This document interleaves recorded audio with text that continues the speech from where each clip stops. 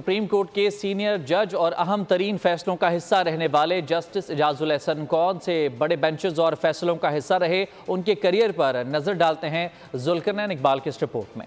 Supreme court میں جج مقرر ہوئے۔ جسٹس اعجاز الاحسن نے 26 اکتوبر کو جسٹس فائز عیسیٰ کی retirement per chief justice of Pakistan کا عہدہ سنبھالنا تھا، جس کی میعاد 4 اگست 2025 تک ہونی تھی۔ جسٹس اعجاز الاحسن بطور جج اہم ترین مقدمات اور فیصلوں کا حصہ رہے۔ پاناما کیس کی سماعت کرنے والا 5 رکنی بینچ جسٹس اعجاز الاحسن کا پہلا بڑا کیس تھا، جس میں اپنے سوالات سے نہ صرف وہ خبروں کی زینت بنے بلکہ نواز شریف کے خلاف ریفرنسز پر نگران جج بھی مقرر ہوئے۔ جسٹس اعجاز الاحسن نے آصف زرداری کے خلاف جعلی اکاؤنٹس کیس کا فیصلہ بھی تحریر کیا تھا۔ جسٹس اعجاز الاحسن نے سی سی پی او لاہور تعیناتی کیس میں نہ صرف پنجاب اور کے پی انتخابات میں تاخیر پر سموٹو لینے کے لیے نوٹ لکھا تھا بلکہ انتخابات کا فیصلہ دینے والے بینچ کا حصہ بھی رہے۔ جسٹس اعجاز الاحسن نے ریویو آف ججمنٹ ایکٹ اور پریکٹس اینڈ پروسیجر قانون کے خلاف بھی فیصلہ دیا۔ جسٹس اعجاز الاحسن پارٹی صدارت کیس میں نواز شریف کے خلاف فیصلہ دینے والے بینچ کا بھی حصہ رہے۔ جسٹس ثاقب نثار، جسٹس گلزار احمد اور جسٹس عمر عطا بندیال کے دور میں اہم ترین انتظامی عہدوں پر بھی رہے۔